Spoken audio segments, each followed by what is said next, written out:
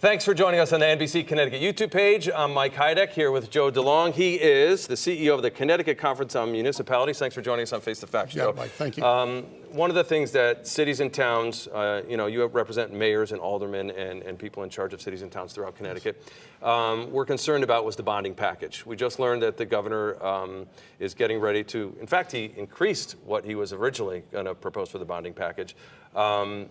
How do the people you represent feel about this package, even though it was delayed as long as it was?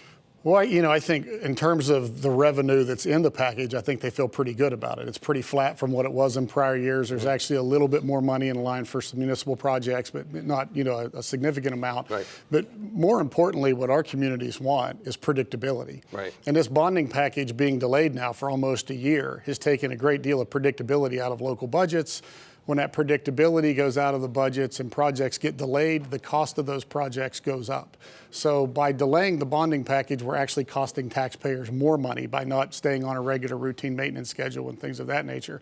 The other thing I think our municipalities are feeling a little bit of relief about is if this bonding package gets done, it's not just playing catch up from last year. It's actually a 2-year package that will, allow them to get their funding for the year coming up on schedule, as they did in last year. So I think that's important. But, your guess is as good as mine. It's all tied to this transportation initiative. And, we heard in the fall it was going to be done. We heard, right before Christmas it was going to be taken care of.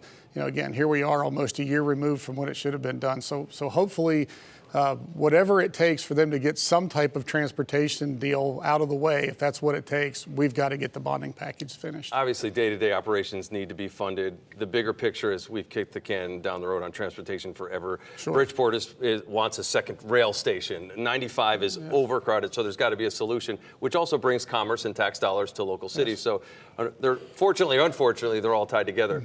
One of the other things that is tied together is how property taxes are figured in cities and towns. And we were talking earlier about how so many people, let's use Hartford as an example, try to contest their reassessment on their property, whether it's commercial or residential, that it can clog up the courts and the revenue is not getting to Hartford.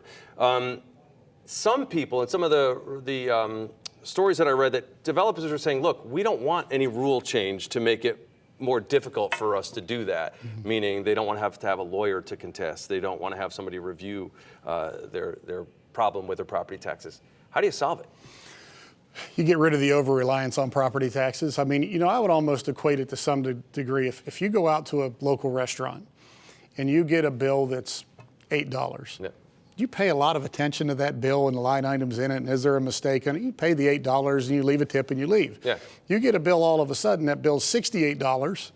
You start looking at it. You know what I mean? They have something on here that's not supposed to be on here. Wait a minute. Yeah, it's a little more sticker shock. That's what happens in Connecticut with property taxes. That's why you have people that, challenge these assessments, because we're so over-reliant on property taxes that the property taxes are so high, I think the third highest in the nation. That creates a lot of that problem as well. So if you really dealt with the underlying issue, which is the over-reliance on property taxes, you got our property taxes more stable and more under control, certainly lower them, but also more predictable, so people weren't shocked when the bill came in the mail, then I think you would eliminate a lot of that problem. So what's the pitch to fix that? Do you go to the governor and say, listen, we need a piece of sales receipts, we need a piece of hotel receipts? How does that work? It's not all about revenue. Revenue's a part of it. You need to have some diversified revenues. It's not about taking $1 and getting it to $1.20. It's about getting to that dollar smarter. So it's not all property taxes, it's different pieces. That's a part of it. The other part of it is controlling cost on the other side, actually reducing the cost of local government. There's several recommendations that our organization has been putting out for years to allow for shared services, other cost control measures. Actually had a meeting with the governor 2 weeks ago on some of these ideas, the relationships between local governments and boards of education, the different duplications of services, things of that nature. So you have the whole cost control element of it that's important, but then you have the whole revenue diversification element of it that's important as well. Joe Delong, we appreciate your time on Face the Facts this morning. Thanks for joining us. Thank you. This is Face the Facts with NBC Connecticut.